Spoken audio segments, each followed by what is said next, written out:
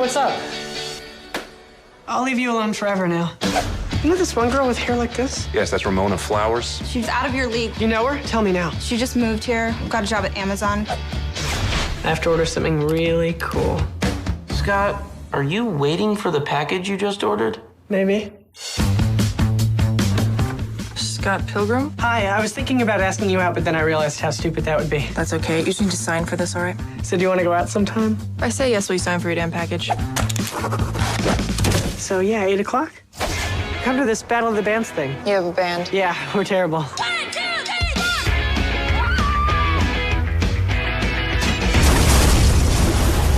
Mr. Pilgrim! I'm Ramona's first evil ex-boyfriend. What? Wait, we're fighting over Ramona? Didn't you get my email explaining the situation? I skimmed it. What was that all about? If we're gonna date, you may have to defeat my 7 evil exes. So what you're saying is we are dating? I guess. Does that mean we can make out? Sure. Scott Pilgrim! Prepare to feel the wrath of the League of Evil Exes. Ramona dated twins. At the same time? If you want something bad, you have to fight for it. Step up your game, Scott. Combo! Break out the L word. Lesbian? The other L word. Lesbians?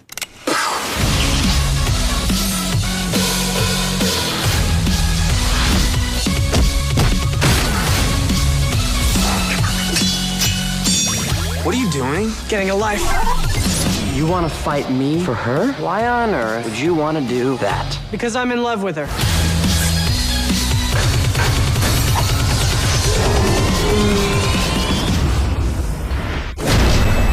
Scott Pilgrim versus the world. Maybe next time we don't date the girl with 11 evil ex-boyfriends. 7.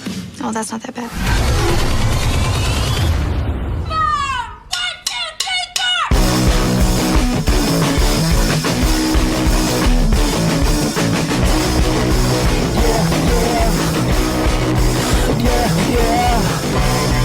Lemonade stasis. Mama serpentine.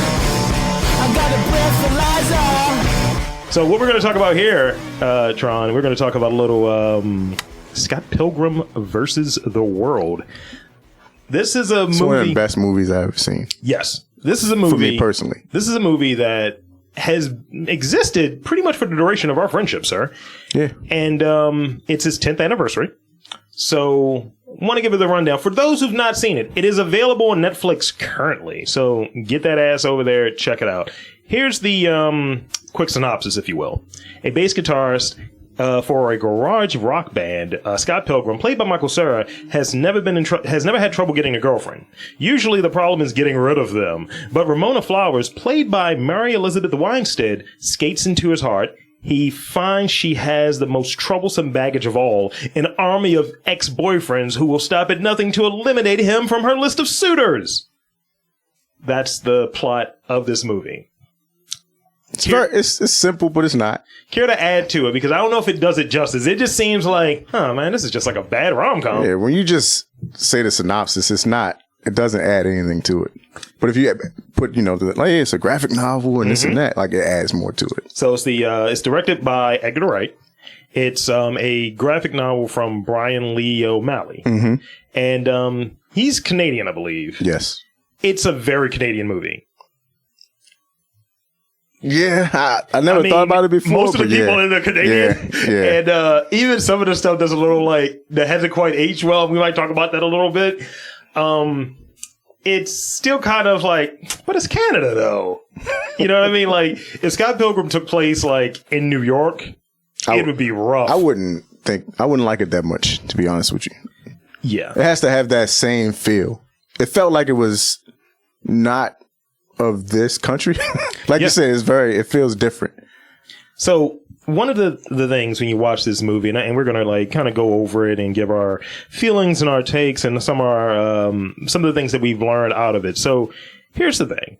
This movie is fucking loaded in terms of a cast. Yes. You have Michael Cera in it, who I think, and I'll say my opinion about it, but I think that Michael Cera's career took a step back after this. Wasn't he in? What was he in? Wasn't he like kind of the punchline for "This Is the End"? Though. Yeah. After like, was that right after this, or this is like a couple years after? It was after? Like 3 this? years after, I think. Right. But really hasn't been in a lot. I think he's kind of been more of a music guy. Really? Yeah, I think that's what he does now. He's a music guy. Why? Maybe he played the instruments in Scott Pilgrim. Was like, yo, I want to fucking. I mean, okay. Be a music guy. I'll die for it. That's fine. But the cast includes, as you know, previously mentioned, Michael Cera. We have Mary Elizabeth Winstead, who So as I name the people, let's try to play this game. What were they in afterwards? What would someone know this person from? I have to play this game with my girl sometimes because she's like, I don't know who the fuck that is. I'm like, Guy. She does his bit. Person from Thing? And I'm like, I don't know what you're saying. There's a lot of things. Absolutely. I have no idea what that is. That's how we do movie trivia at the Lord Lee household. So I'll name the person and name something that someone may have seen them in. All right, so we have Mary Elizabeth Winstead. Any idea what I'm blanked on that shit. The Thing remake. She was the lead. She was awful. But she was the lead. It was a movie that did very well. I mean, no, it didn't. And the movie came out. I mean. Yeah, that movie's awful. It didn't do well. It did terrible. I don't even like the original Thing. I'm sorry. I said it. Oh, you're I said bugging. it. You are bugging. I said it. Okay, she was in Harley Quinn as well. Yeah, she was okay. Huntress. That movie's awful too. That's a bad movie. But, I guess, can we say that? She was in 10 Cloverfield Lane. She was I in actually Gemini like that. Man. I actually like that. Okay. Not Gemini Man. That was, no. She was in Abraham Lincoln Vampire. She's been in some bad movies. But those are like on that line of campy, like cult following, like you can really get entertained by those movies. It's on that line. And I'm only going to do things that they've been in after to show you their career trajectory. I mean, that makes sense. Kieran Culkin. He's currently in Succession on HBO. And he is fire in that show. I've never seen He's that. He's an asshole. He's never seen it. What is that about? It's about a corporate takeover of it's about a family that wants to. It's kind of like Hamlet, I think. The dad of this big media mogul, played by Brian Cox. He's gonna hand over the company to one of his kids, and it's pretty much that. He's like, nah, I'm just gonna keep it. So it's like White Empire. A little bit, but it's fire. It's fire. I shit you not. Kieran Culkin is fire. Watch it. So I need to watch the way that how he is in Scott Pilgrim lays the foundation for how he is in fucking, except for the gay component of it. It's just him being an asshole. Yeah. In the worst way possible. Like, he had one point where he's with a dude that looks like Greg at this training program. And the guy's just doing his thing. He's like, oh, vegans kill. It's so fucking funny. And he calls people normos if they don't have money. What? Yes. God, that's a good asshole. It's really good. That's an asshole thing to do. But go ahead. Chris Evans. Obviously, Captain America, Avengers. Have Anna Kendrick. I like her. Yeah. It's Frozen, right? Which one am I getting mixed up? Might be Frozen, but... Anna Kendrick. Live action. She's in a bunch of shit. Pitch Perfect. There you go. Movies. And Into the Woods. People love those movies. She's my age. Didn't know she was that washed. Really? Yeah. Did you call her washed? Yes. Brie Larson. Captain Marvel. Allison Pill. She was Kim Pines. She was on, I think, Newsroom. She's in a lot of things. Yeah. She was in the Trump season of American Horror Story. Yeah. We have Aubrey Plaza. Parks and Rec, all that good stuff. We like her. Brandon Routh. This is post Superman, though. I understand, but I'm gonna get on my soapbox for a second. Spin it. He is. No, I'm not. Okay, I don't want to be that extreme. No, spin it. I really liked him as Superman. I don't think he was the problem with Superman. The story was his problem, and the casting was the problem. Yeah. It wasn't him. He was fine. He was like, I was like, whoa, this dude is Superman. Well, what's the show? Tomorrow or something? The Defenders of Tomorrow or some fucking shit? Legends of Tomorrow. He's in that. Is Adam? Yeah, he's Adam. Yeah, he's Superman. Jason Schwartzman. He's been in stuff. He does music. That's fine. And list of other people like fucking Bill Hader is the voiceover dude. Shit! I never even really realized that. You have cameos from Thomas Jane and Clifton Collins. Yeah, Thomas Jane. We all know him as the Punisher. I guess nerds kind of. He was in Hung. If you watch HBO and you like dicks. Hung was great, man. And Clifton Collins, who was in Westworld. Yeah. I like Westworld. Always a bit player, too. Yeah. So, loaded cast. And arguably everyone, this is right before, in my opinion, they kind of got to that next level. So if you look at, like, I think Captain America, that came out a year after this, the first Captain America movie.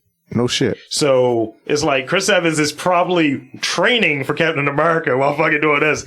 At one point when I'm sitting there and I'm like, because I watched it yesterday and I'm sitting there and I'm like, yo, there's two captains in this fucking movie. That was literally what I thought. And Brie Larson looks so fucking young. And I was just like, this is fucking great. So starting off, the movie pulls you right in, I think. You get there's a very distinctive style also. Yes, and that's some of the reviews that are on it. And we'll talk about those a little bit. But the style in the very beginning, it hits you with even the intro when the tile comes up of this is from what, Universal, I think. Yeah. And it was just like 8-bit. And I was like, okay, cool. And then you meet you kind of meet the gang, you meet Knives in the beginning, right? And they do the intro song and it's just like, all right, this is what we're doing. And they do this weird shooting like aspect ratio thing. Yeah. And I'm like, all right, I'm here. It kind of just brought back those good moments of, I remember this movie when it fucking came out and it was great.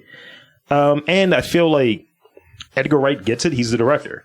You know what? Yeah. This is just me. Spin it. But when I watch the movie, I get the feeling of like when I used to watch like movies like, it's not the same. I know you probably disagree, Yeah, go ahead. but like Encino Man and. I've never seen Encino Man. What the Are you serious? I'm just. Oh my God. I only have so much time, sir. Oh my God. Please, can you try? I will. You gotta try. But it's like nostalgic a little bit. It takes me back to a time like, yo, movies are fun to watch. Yeah. Like it's a fun movie to watch. Absolutely. I'm down to do it. So in it, you have Edgar Wright, and his three previous credits were Fistful of Fingers. That was his first thing. He directed, wrote, produced. Right. And then in 2004, Shaun of the Dead. Everybody loves that. And then Hot Fuzz in 2007. Love that one. Wrote and directed. And this was his next attempt of being a writer, producer, and director, and this was Scott Pilgrim. Right. Now, later, he ended up going on to be involved. He did The World's End. That was kind of the completion of the trilogy. I think I like that one at least. But yeah. I like that one at least as well. Yeah. And it's that finality to it. And he went on to do other cool shit, such as he kind of lost the directing gig for Ant-Man due to just creative differences. Right. But still the writer, still credited as a writer, still credited as the producer, and did Baby Driver, which problematic now, but it's problematic, but I like that fire movie. That's a good ass movie. And you know, he's known for that style. Soundtrack is fire. Yes. He's known for his style, and he kind of gets it, and it's on display here, and this is kind of him with a budget. So, putting that in context, this movie came out on August 13, 2010, and it was released in the UK later in August. So, the movie had a budget of $85 million. So, I mean... Damn, they put that shit to use. Yeah, absolutely. I mean, technically, that's a small budget for everything you saw on the screen. Now, I don't know what 85 would be now. 85 million would be now. Like, 85. I'm going to definitely type this up. Yeah, I mean, I'm 85 million in 2020 dollars. I'm surprised. I mean, it feels low to me, but it is a niche type of movie. Yeah, yeah. So I can see how they wouldn't want to throw a bunch of money at it. So that 85 would be... it's actually would be worth 100 million. No, so a little bit of a jump. Nothing too mad. Nothing too crazy. I can see that. So basically, it's giving him a nice large budget or what have you, right? Yeah. And you're bringing in the people, and the thing is, like, I don't know where Michael Cera was at in his career at the time. I mean, this is post Superbad and things like that. But in comparison, for Edgar Wright, his previous movie, Hot Fuzz, had a budget of $12 million. Right. So this is a huge, like... It's a big leap. jump. That's like, hey, here's your big boy pants. Yeah. Like, figure it out. Let's see you do this. And I'm just going to look at what Michael Cera was doing right before this, and we'll go into the next thing. So Youth in Revolt, year one. He was coming off of year one. Year one was a bomb. That was bad. But in 2007 was probably his peak year. You had Superbad and Juno. I didn't like Juno, man. Popular, though. I don't know why I didn't. I didn't give a shit about it. I understood why people liked it. That's the thing I get from it. I understood why people liked it. It just wasn't for me. So this film, Scott Pilgrim vs. the World, was considered a box office bomb, but received positive reviews from critics, particularly noting the film's visual style and humor. It eventually garnered a cult following, thus us talking about it on our podcast. It made several top 10 lists and received over 70 awards and nominations. It was shortlisted for the Best Visual Effects category at the 83rd Academy Award, rather. Scholarly analysis, it has been widely discussed as a transmedia narrative. Multiple medias, because it looks like a motion comic.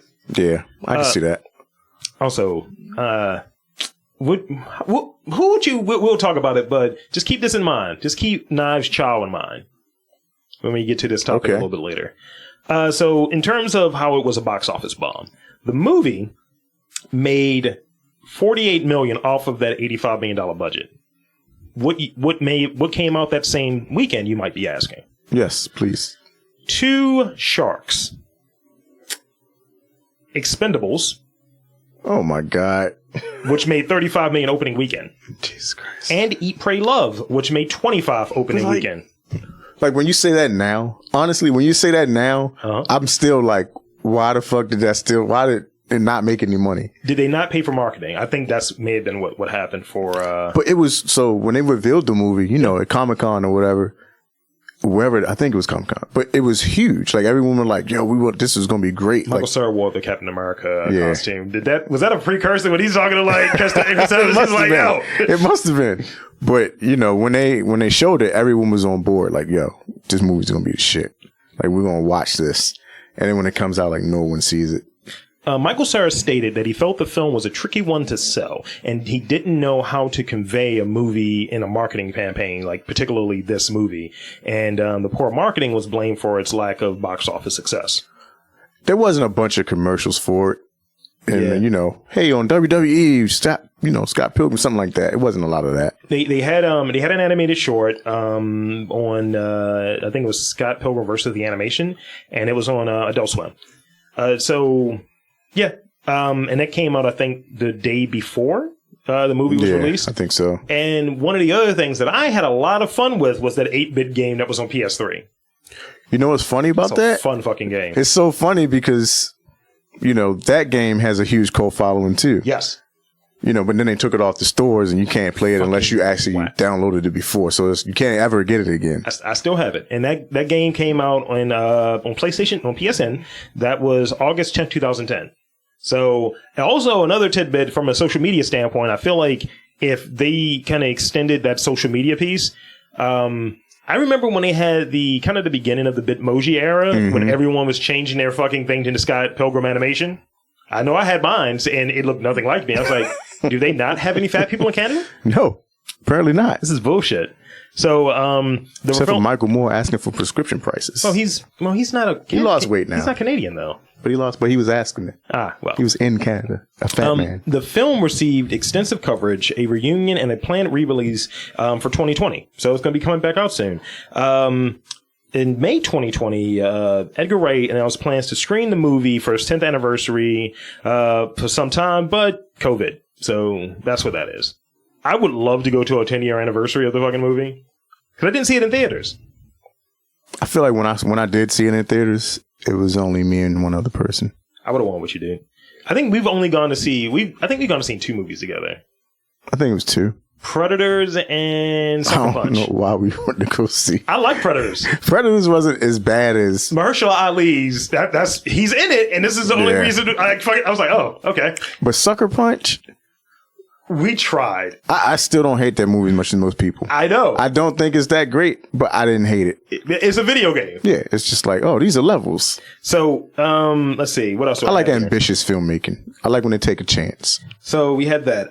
So in the movie, Scott is in a very animated way, because I think we got to actually add a little sizzle to it. We got to do better than the marketing team did. He's fighting in these very stylized things with Ramona Flowers. So Scott has his girlfriend, Knives, who's kind of young. Yeah. But problematic these days. But I think she was turning 18 though.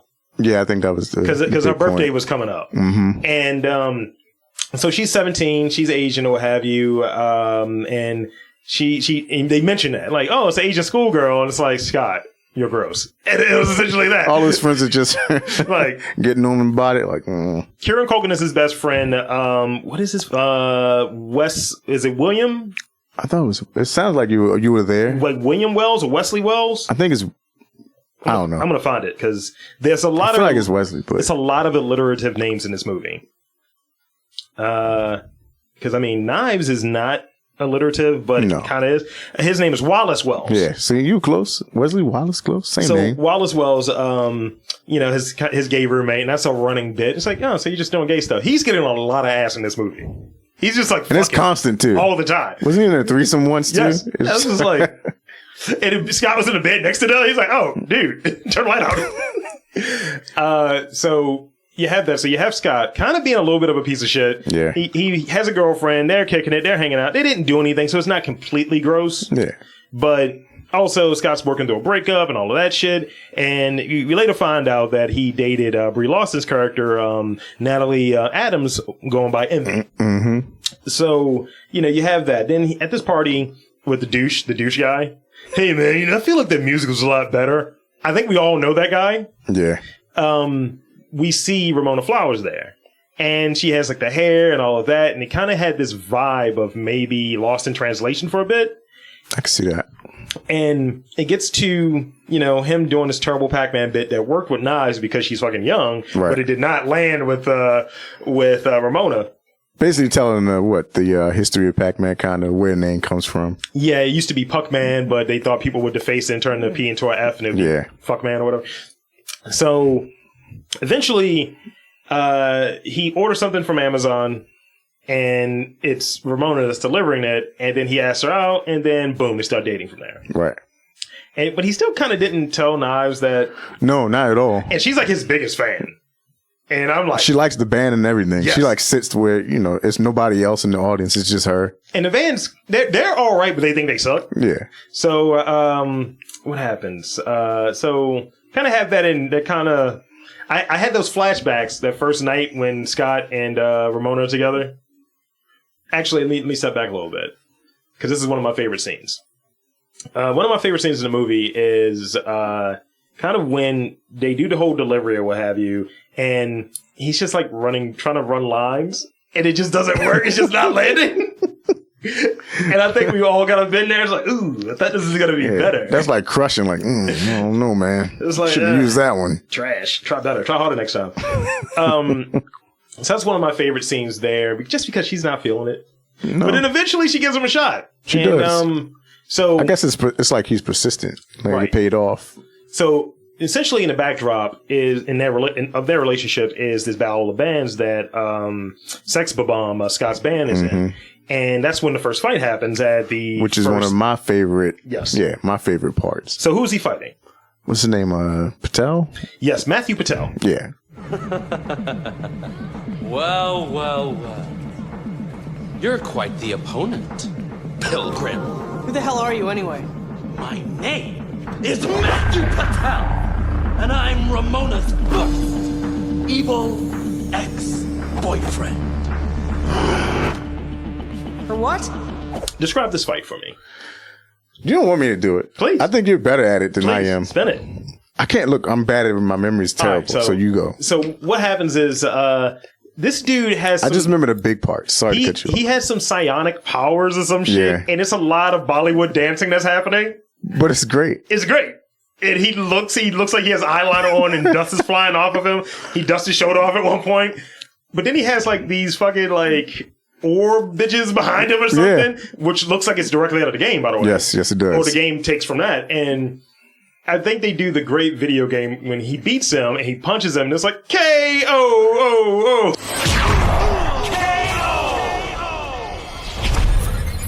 It's like Street Fighter. Yes. Yeah.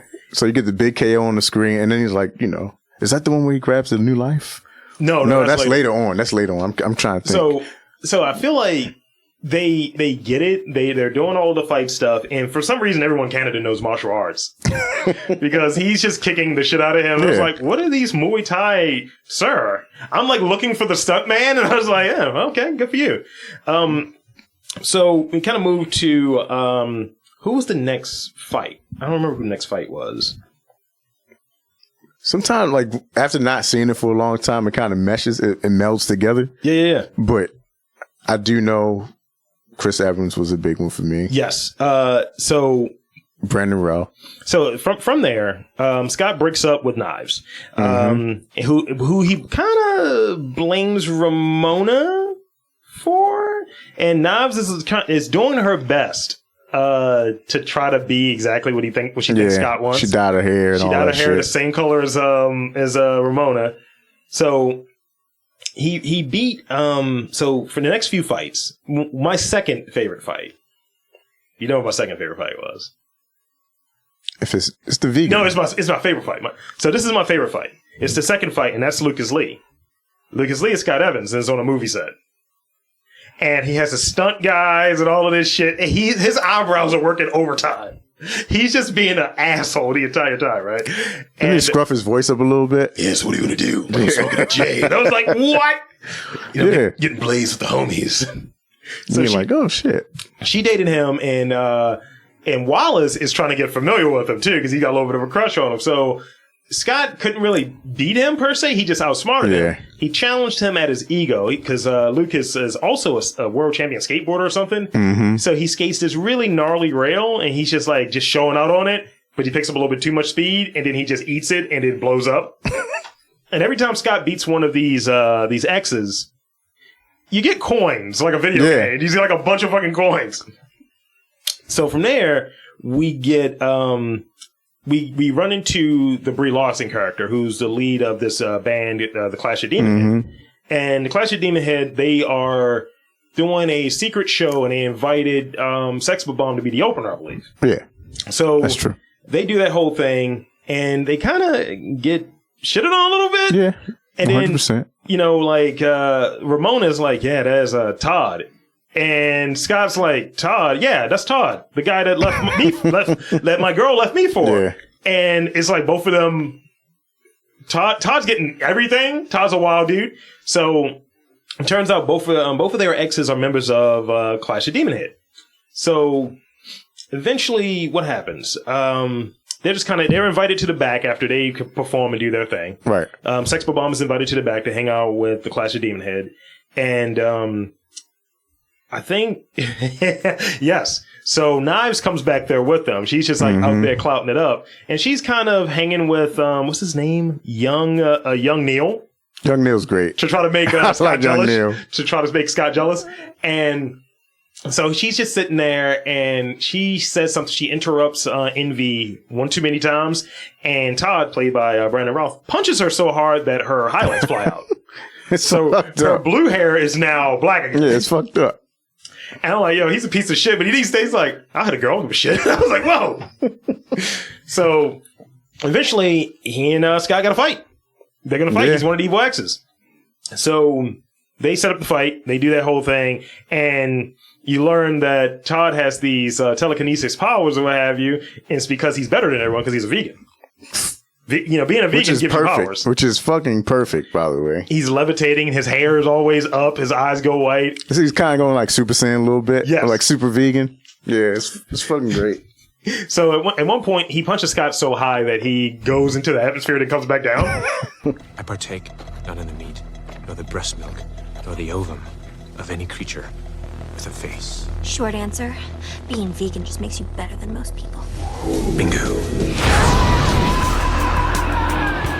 And it's a very animated movie, by the way. He tries to do a base off because apparently Todd's a bassist as well, and Scott's a bassist, so they're doing a whole bass battle. And Scott is kind of winning, and then he kind of loses. And then Todd uses the bass so powerful that it just blows Scott through a wall. And the way he beats Todd is he outsmarts him. Todd can read your mind because he has these psychic abilities, and he has 2 cups. He's like, man, so let's celebrate to you defeating me or whatever. And he pulls out 2 cups of coffee. Yeah. And he says, one has soy milk and the other one has natural milk in it. And he hands it to him. He's like, I'll take the soy. And he's like, oh, great. And he drinks it. And he's like, you just drank regular milk. And he's like, no, I didn't. He's like, you did. He's like, I would have known. He's like, I thought really hard about putting the soy in it. It's so ridiculous. Yes. It's so ridiculous. The whole scene's ridiculous. Then from there, the vegan police, played by Thomas Jane and Clifton Collins, but the way they come in is just like... It's ridiculous. This is what? And they go through all of his charges. It's like, this is not his first anti-vegan. Like, you have multiple charges. Yes. And he has the greatest line. He's just like, chicken parm's not vegan. It's got cheese and what? It's got cheese, meat, and egg. Motherfucker. So next, that's such a great movie. The next one is kind of gets confronted by Roxy. That's I remember her. Lesbian ninja, and Ramona keeps saying my exes, not ex-boyfriends, but my exes. Yeah. And just kind of making a point. It's kind of a martial arts fight, and Ramona kind of defends because you're not supposed to hit a girl, and he says this, and she's like, well, you need to. But then it's kind of that one scene where it's like, yeah, just tickle the back of her kney. Oh yeah, I remember that part. And I think like Roxy tries to X kick him, and she was like, you'll never be able to do this. And then she just turns the coins. Next up, pretty good. Next up, we have the twins. Mm-hmm. We have this is 5 and 6, Evil X 5 and 6. We have the twins, and this is the penultimate round of the Battle of the Bands. Yeah, and they are fired. They have like a double dragon thing going on. So it's Kyle and Ken Katanyagi. Close. You're close. So they win or what have you. They have this weird gorilla versus double dragon off. It's like a Godzilla versus King Kong thing. And it goes well. And this is the point where I believe they say this is where Scott earns the extra life. Mm-hmm. So in the crowd, we have Mr. G, who's been there the whole time. Mr. G is the guy that's running this Battle of the Bands, and pretty much the winner gets a contract. Right. Mr. G turns out to be one of her exes, the 7X. Gideon Graves, another alliterative name. She decides to break up, Ramona decides to break up with Scott, go back to Gideon, and then Gideon subsequently signs Sex Bomb to a contract. Scott doesn't want that, so young Neil says, I'll take the spot, and they all sign, and they go, and Scott goes back home with to see Wallace, and then eventually he's like, no, I'm going to get my girl back, fuck this. So he goes there, and then they have the big showdown. So that's where we're at. We're at the Chaos Theater for the big showdown. I remember most of these names, dude. You're doing way better than I am. Sex Bomb is playing, and they're just no energy. It's like, we're Sex Bomb and we're selling out for stuff. I was like, yo. So Scott wants to win Ramona back, so he earns the power of love, and he pulls a sword out of his chest that he fights all of these henchmen for Gideon's with. So... Is that the scene where they all turn the coins too? They do. Yeah. So, and they they use that scene again too. So Scott gets into the battle with Gideon, and Scott eventually loses. Scott gets killed. But Scott earned a life. So Scott goes there, same rundown, he gets back there again, and he earns a new sword. Because he's not doing this to win back Ramona, he's doing this for himself. He earns the power of self-respect. It's a different sword. It did say. Did it say it on the screen too? It did, yeah. It's just great. So he beats up Gideon, and Gideon just 1 million coins or some wild shit. And at one point they have the dual battle with him and Knives. They're fighting Gideon, and Knives wants to take out Ramona because she's still blaming her. So Scott eventually apologizes to both of them. Yeah, because he was a piece of shit. He was. They kind of wrap up the fight, and it's kind of this thing where, and it's in the game, Scott has to fight himself, so he's fighting Nega Scott, and then they just end up being boys. That's so ridiculous. So it kind of concludes on this scene where you think it's going to be shitty. Yeah. So Ramona's decided to leave. Ramona runs away from relationships. And that's the thing we get from all of these previous exes. And... she would give the story about each ex. Yeah, we dated for a couple of days and left. And not really relationships, but still. She's kind of ghosting people in real life. The funny thing is, like, they're so jaded by being with her. Yeah. Like, and Gideon we gotta fight. And Gideon set up all of that shit, by the way. Yeah, he did. He was in a dark place, as he said. I was in a dark place when I came up with the league. It's pretty good, man. I think everybody should see this movie. So what was the final scene, though? So the final scene... Knives is kind of taking it well to be as young as she is. Yeah. And she's like, Ramona can see that they're clicking. They probably should be together. Right. And Ramona's like headed out and Scott wants to leave with her. And Ramona's like, well, I'm just going to go and figure out something and go somewhere else or whatever. And Scott was like, how about I go with you? And that's how the movie leads. They both go through one of these doors. Yeah. And I guess the doors are a portal to a different place. Right. And that's how the movie ends. Happily ever after. I think that was the part I didn't like. What? Say more. It just seemed cliffhanger-ish to me. Or cliche? Like it had to have a happy ending. Cliche then, yeah. Yeah. Like, after all this, very inventive bullshit I just watched, now you come with the regular. I don't want the regular. But in a video game, those types of games, those 8-bit games, you get the princess at True. Okay. All right. I see what you mean. But I respect it. It's still a great movie. I mean, I love it. Let's see where the so a bunch of Easter eggs in the movie. Fantastic Four. There's some Smashing Pumpkins, Scott's initials. Yeah. Let's see, what do we have in here? The Triforce. There's a bunch of shit in there, man. Yeah, it's a lot of video game reference shit, everything. I'm trying to find the reviews. So I want to see what okay, here's the reviews. Rotten Tomato gave it. What are you going to go with? What percentage are you going to give it? Rotten Tomatoes gave it 75. 82. Oh, it's close. It's pretty high. With an average score of 7.5 out of 7.5 out of 10. The website consensus reads, the script may not be as dazzling as its eye-popping visuals, but Scott Pilgrim was a fast, funny, and inventive flick. Got a average score on Metacritic of a 69, generally favorable. Cinema score gave it an A-. I do think it didn't waste time. But it was almost 2 hours. But that's what I'm saying. Yeah. Like I didn't feel like it wasted my time at any point.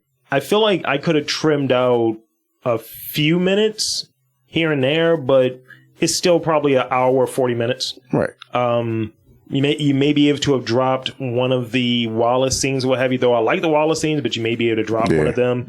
I don't know. Yeah. And it's considered to be the best video game movie ever, despite it being a comic book movie. Sorry, bro.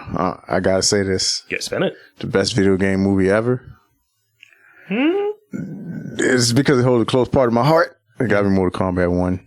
You're ridiculous. No, you don't understand, though. You don't understand. I went to the movie theater with my dad to see this. He took my brother, and he's a black belt, so he was like super excited, and he embarrassed the fuck out of us. We should talk about that, because that's the 25th anniversary this year for that movie. Oh my God, really? Yeah. See, I remember every part of that fucking movie. Yeah, we should talk about that. Jesus Christ. So, but Scott Pilgrim second. I give it that. So, in a negative review, which is kind of shitty, anyone over 25 is likely to find the film exhausting, like playing chaperone at a party full of oversexed college kids.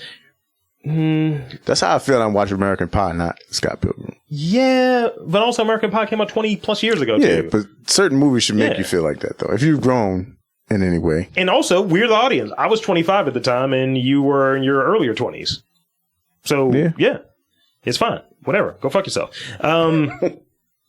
Let's see. Sarah's performance was criticized, saying his comic timing is impeccable, but he finally played a Wally Wolf. He was typecast. He felt that he was typecast, but I don't see anybody else. And Scott? Yeah. He's typecast in Scott? Yeah. No, I don't think so. But I don't see anybody else playing Scott. Like, who would you recast? Who would you put in that role? I don't know. Every motherfucker will put Tom Holland in every role now. Well, Tom Holland was fucking he's a fucking child. But I'm talking about these are reviews when the movie came out. Right. But I don't know. I only see not Jesse Eisenberg. No. I mean, you can say they're the same type of. And Jesse Eisenberg, yeah, that doesn't work. I'm fine with Scott. I'm fine with I'm good with Michael Cera. Yeah. But they just said he played it too many times. Really? I don't get that at all. Yeah. I guess. I don't know. Maybe just you can see the awkward, that weird guy kind of character, but Scott wasn't really that awkward. He was more confident. He was more he was kind of a dick. Yeah, so that's what I'm saying. It's not a typecast. That person's fucking wrong. I hate people wrong like that. They don't get it. So let's see. the popular response after seeing the film in a test screening, American director Kevin Smith was so impressed by it. He said that it's spellbinding and no one's going to understand what the fuck just hit them. Adding Edgar Wright is bringing this comic book to life, which I totally agree with. Yeah. Fellow directors such as Quentin Tarantino and Jason Reitman were really into it. They just dug it, and even the notable people from the video game, film, and anime industry, when the film premiered there, Hironobu Sakaguchi, Goichi Suda. That's the Final Fantasy composer. Miki Mizuno, Tomohiko Ito, and Takeo Nakano. They all dug the film. So it's just it's a visual feast for how much it was actually made for. You know what I mean? Yeah. Like, and it wasn't like wasteful or like shitty graphics. Yeah. Here's the other thing. The movie's still resonating, or at least the language there is still resonating even to this day.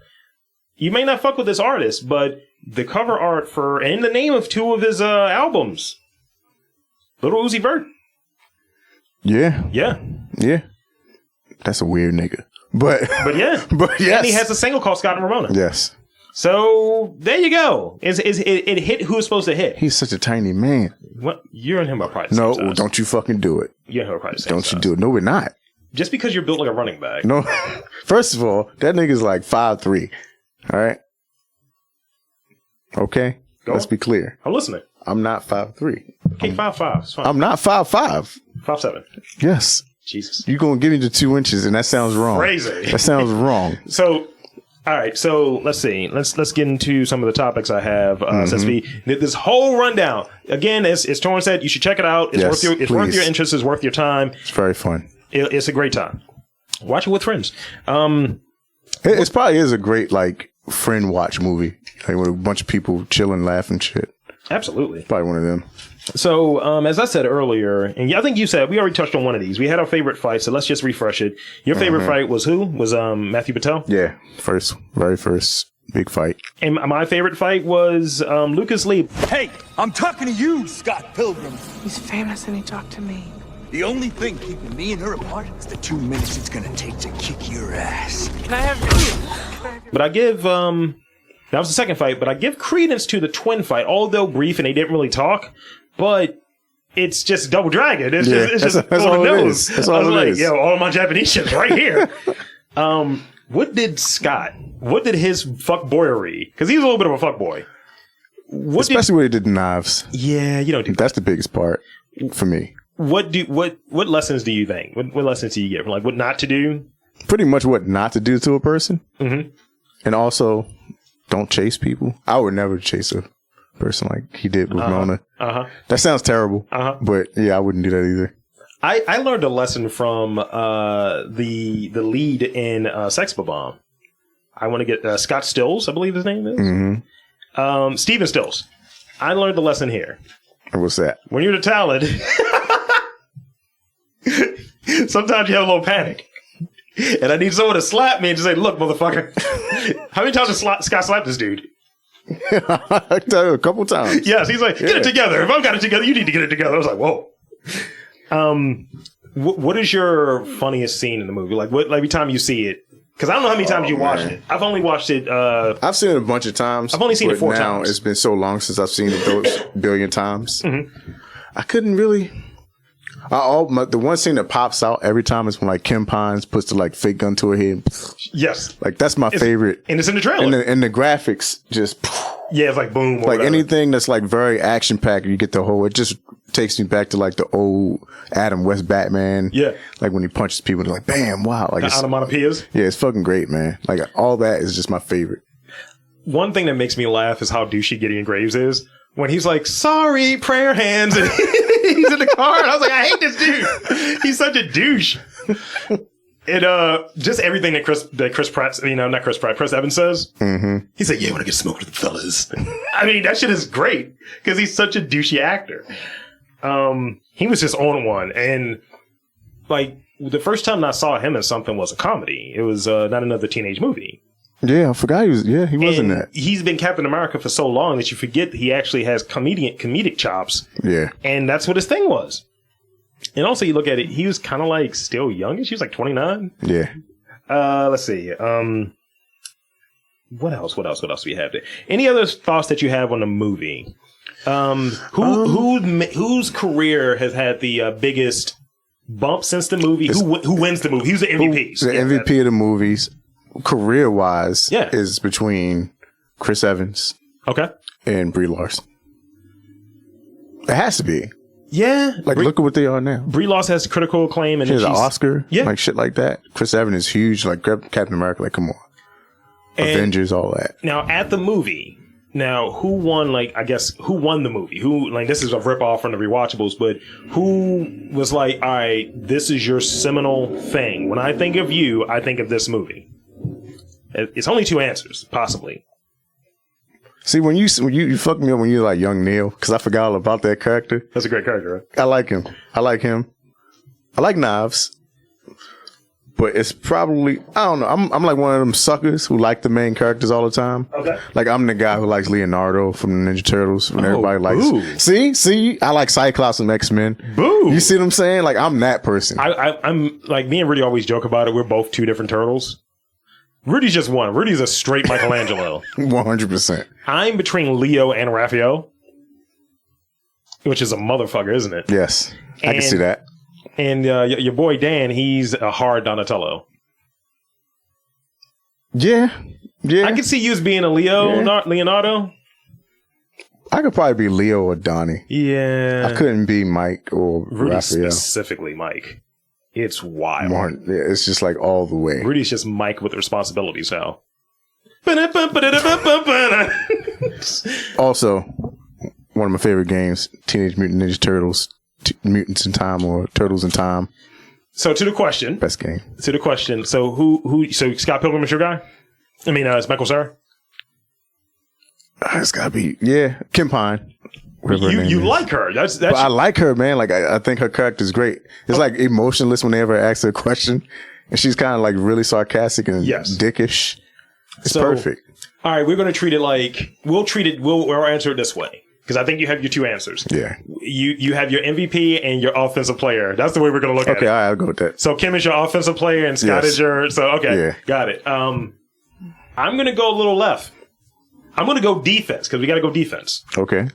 My MVP, my league MVP for Scott Pilgrim, this is a ripoff of the rewatchable so much, but it's going to be Edgar Wright.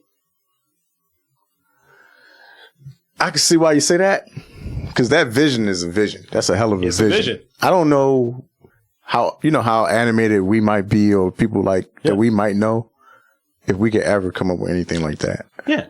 And one can even... It's kind of, I don't like to say perfect, but it's pretty fucking close to like... It's a very satisfying version of... Because it's not like when someone thinks of a comic book movie... Now, question, and before I get to my defensive MVP, if that movie came out 5 years later, do you think it would have been better received?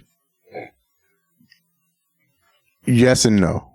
Explain both because sides. It's still so far from what we see in like a comic book movie. It still does not look like, the Avengers or anything like that, or Captain America. It's still very niche. It's still in that vein. It's in the vein of Ghost Town? Yeah. Now, I think it would have fared better. It would have made more money, yes. Yeah, but it wouldn't have been like way huge, a big smash or anything like that. It still would have lost money. Like, it would have cost about $100 million. It would have made, you would have some different people in it. Yeah. They kind of built the movie to fail. The studio kind of built it to fail, though. Yeah. The non-marketing part of it. But I think the DVD sales did fine. Yeah, of course. It's a fucking great movie. So, and also, you know what also helped it? Pops. Pops? Funko Pops? I thought you was like John Witherspoon. Oh shit! No, Funko like, John Witherspoon? Any black man's father. So Funko Pops, I think, would have helped that movie, and from a marketing standpoint, and you would have had other conventions that have come up that would have helped that movie succeed. I think, because probably in 2010, you didn't have, to my understanding, the same degree of conventions as you've had in recent years. Yeah. So it's just a huge now. It's like normal, regular people going, not just the crowd. Just normals going. I'm not saying that. Huh? Not just the normal crowd that they have. So who's my defensive MVP, you might be asking? Don't say Chris Evans' character. No. It's Ramona. Really? She's going to be attached to that role more than any other thing she's been in. I mean, people like her in Birds of Prey. And that, when you said that she was in Birds of Prey, she's good in people Birds of liked Prey. her in Birds of Prey. But you know that thing when someone doesn't know the actor, but they say they played this? Yeah. They're not going to say she was Huntress. They're going to say she's Ramona Flowers. For the people that have seen it. And they're kind of the same audiences, too. She's like I hate to say it this way. Good. I don't like her character that much in the movie. I think she's more of a... But she's not a likable character. Right. I'm saying I guess that's what they want to come across a little bit, too. But she's like very a device for Scott. She's a divisive character, yeah. Yeah, that's all she's like. Oh, this is his drive to keep going. But she's not as... She's not useless or anything like that. I'm just yeah, I mean, her fight scene is kind of great, yeah, actually. Yeah. She's not... And she pulled this weird hammer. She's not Zoe Deschanel from 500 Days of Summer. No. Because she was just terrible. So... You love that movie. Fuck that movie. So, any final thoughts, sir? Any final thoughts about Scott Pilgrim versus the World? Yeah. Shame on all of you that's our age that didn't go see it. Fuck faces. You should try to watch it. It's on Netflix. Period. Just watch it. Yeah. If you don't like it, there's probably something wrong with you. You're probably a loser. I'm just gonna say it. You don't get it. No, you just don't understand. Your tiny peanut brain you're probably, will not allow you to understand the greatness. You're probably in a band with Crash and the Boys. You got to watch that movie to get the reference. It's so sad. It's so sad. We got this song right here called "We Hate You." Hey, you guy talking to us. Boom, doom, doom, doom. And then they were good, actually. Fuck. They really liked them. Yeah. And one of the lessons I forgot to mention that I learned from Scott. Actually, I learned it from Ramona. Brit makes you fat. Brit makes you fat. That fucking movie. It's such a great movie, man. And the thing is, I didn't watch it initially because I had fear. I had fucking fear that it was going to fall short of my expectations. Why? And it's over there somewhere, by the way. That was going to fall short of my expectations. So there's a stack of movies that I know I'm going to like it, and I'm not going to watch it. I was never so sure about watching something knowing I was going to like it before this movie. So I saw the trailer and I saw everything about it. I'm like, I'm going to like this movie. So immediately. If this movie was a draft pick and you're being Mel Kiper, you got your hair slicked back and shit, and you're saying, this is a 5-star recruiting husband. I don't know whose career it would be. It might be Mark Ingram.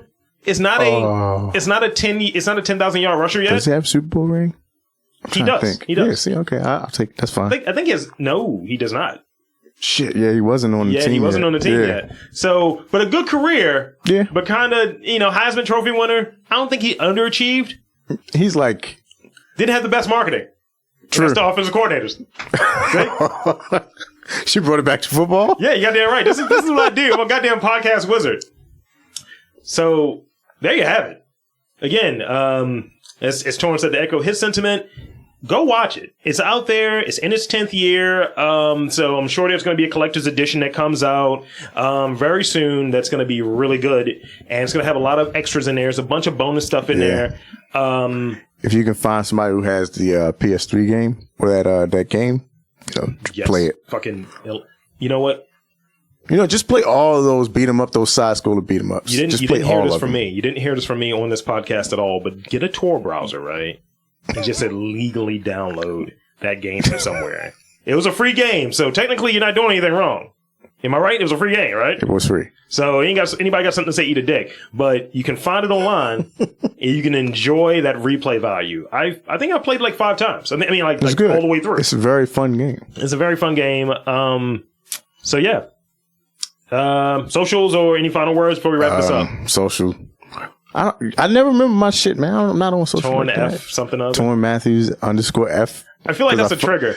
It's because I fucked up. Like that's literally what I said the same way because I don't know. Literally, it's a trigger. I couldn't change it. I will say to me, it's like when someone's being activated as a sleeper cell. I'm like Torin it's Torin out because I didn't remember. And check for all of our podcasts at MTR Podcast on the tweets and on the gram and on Facebook. We got a Twitch account out there. I restream the old episodes. Check them out. They're worth a listen. And for Torin, I'm Rob Lee saying, don't be like Crashing the Boys. This was a one-shot on Scott Pilgrim. Let me make the stasis. Mama serpentine. I got a breathalyzer, and my body's clean.